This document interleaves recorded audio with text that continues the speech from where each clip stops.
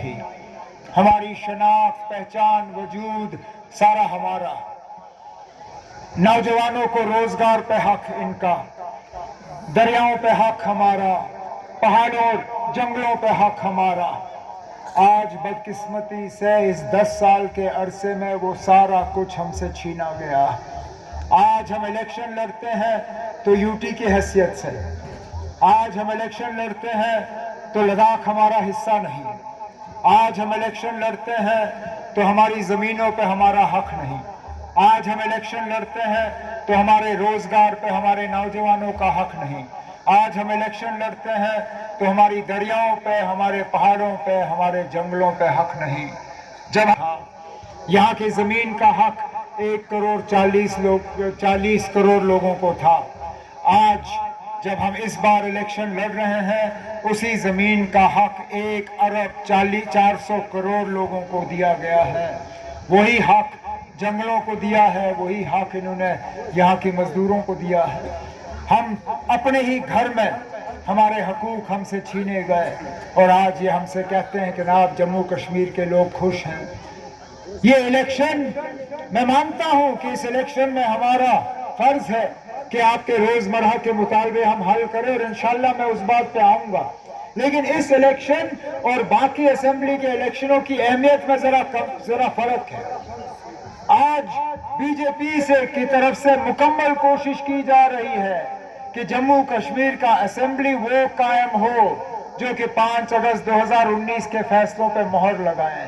ان کے طرف سے کوشش ہے کہ کل کو اگر ہم میں سے کوئی یہ کہے کہ جموں کشمیر کے لوگ جو ہیں آج کے حالات سے مطمئن نہیں ہیں، جموں کشمیر کے لوگ 370 کو ہٹانے سے خوش نہیں ہیں، جموں کشمیر کے لوگ اپنے روزگار پہ حق ہونے سے خوش نہیں ہیں، اپنے زمین پہ حق ہونے سے خوش نہیں ہیں، تو جموں کشمیر کے باہر جا کے یہی بی جے پی والے کہیں نا جموں کشمیر کی اسمبلی نے تو اس فیصلے پہ مہر لگایا ہوا ہے اور اس لیے ہمارے ووٹوں کو مکمل تقسیم کرنے کی کوشش کی جا رہی ہے کہ کسی طرح بی جے پی جموں میں جیتے، کشمیر میں ہم الگ ہو جائیں اور خدا نہ خواستہ ان آزاد امیدوار اور چھوٹی موٹی پارٹیوں کے طرف سے یہ لوگ مل کے حکومت بنائیں اور جموں کشمیر اسمبلی پہ 5 اگست 2019 کے فیصلوں کو منظوری کا ایک تھپا لگے، جس کے بعد ہمارے لیے دوبارہ ان حقوقوں کے لیے لڑنا یا ان کو حاصل کرنا مشکل ہی نہیں، لگ بھگ ناممکن ہوگا. یہی میں آپ کو سمجھانے کے لیے یہاں پہ آیا ہوں کہ اس الیکشن کی اہمیت جو ہے پچھلے الیکشنوں سے کہیں گنا زیادہ ہے. اس لیے یہ لوگ آئے ہیں آپ کے ووٹوں کو تقسیم کرنے کے لیے. اس لیے ایک شخص کو 20 دن کے لیے جیل سے چھوڑا گیا ہے یہاں تقریر کرنے کے لیے. اس لیے یہاں مختلف پارٹیاں جو ہیں الگ الگ سمبل کے بنیاد پہ آپ سے ووٹ مانگتے ہیں، کوئی سیب، کوئی کرکٹ بیٹ، کوئی قلم دوات، کوئی کچھ اور، کہ کسی نہ کسی طرح آپ لوگ تقسیم ہو جاؤ. آپ کے ممبر پارلیمنٹ کے حوالے سے ہم بات کریں، بارہمولہ پارلیمانی حلقے سے کامیاب کر کے بھیجا جناب، لیکن کس مقصد سے؟ کہ وہ پارلیمنٹ کے اندر جا کے آپ کے لیے بات کرے، لڑے جھگڑے، آپ کے حقوق کے لیے جو ہے وہاں پہ بات کرے، یا اس کے لیے کہ 20 دن کے لیے وہ چھوٹے اور صرف یہاں ووٹ تقسیم کر کے واپس چلا جائے؟ غور کریے نا، جو شخص یہ کہتا ہے کہ میں مودی صاحب کے نئے کشمیر کے نعرے کے خلاف یہاں لڑوں گا، اس نے امیدوار میدان میں کون سے اتارے؟ جو امیدوار یہاں سنبل سونواری سے جناب ہلال صاحب کے خلاف الیکشن لڑ رہا ہے، 2019 کے بعد اس نے کوئی سیاست بنا دلی کی اجازت کی ہے؟ جن تنظیموں کے ساتھ وہ جڑا رہا ان کی تار دلی سے جڑی ہوئی ہے. آپ کو کیا لگتا ہے نا بنا دلی کی اجازت کے وہ انجینئر رشید صاحب کا ٹکٹ لے گا؟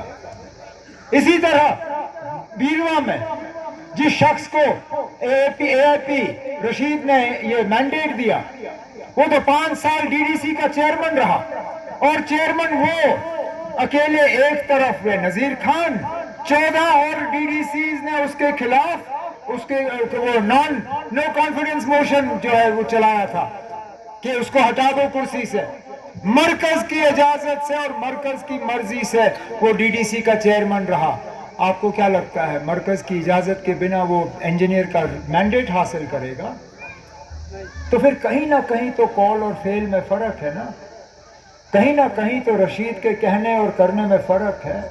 جو آدمی یہ کہتا ہے کہ میں حریت کانفرنس کو سلام کرتا ہوں، جو آدمی یہ کہتا ہے کہ میں یاسین ملک کو پھانسی سے بچانا چاہتا ہوں، جو آدمی یہ کہتا ہے کہ میں شبیر شاہ، آسیہ اندرابی اور مسرت عالم کی قربانیوں کو سلام کرتا ہوں، اس آدمی سے میں پوچھتا ہوں جناب، جس شخص نے سری نگر کے راج باغ کے حریت دفتر سے حریت کا بورڈ اتار کے اس کو آگ لگایا، جس شخص نے میڈیا کے ذریعے یاسین ملک کے پھانسی کی مانگ کی، اس شخص کو تو آپ نے گلے لگایا، اس شخص نے آپ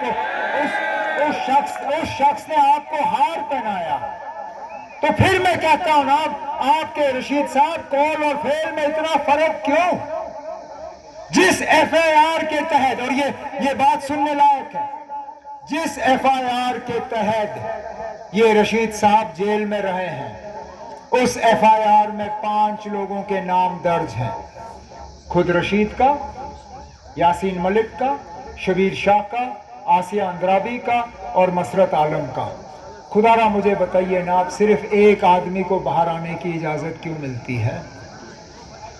کیوں؟ کہیں نہ کہیں تو سازش کی جا رہی ہے نا۔ اگر 5 لوگوں کے نام ایف آئی آر میں درج ہیں تو صرف ایک آج کھلے عام کیوں گھوم رہا ہے آپ کے ووٹوں کو تقسیم کرنے کے لیے؟ پھر تو 5 کے 5 باہر ہونے چاہیے تھے۔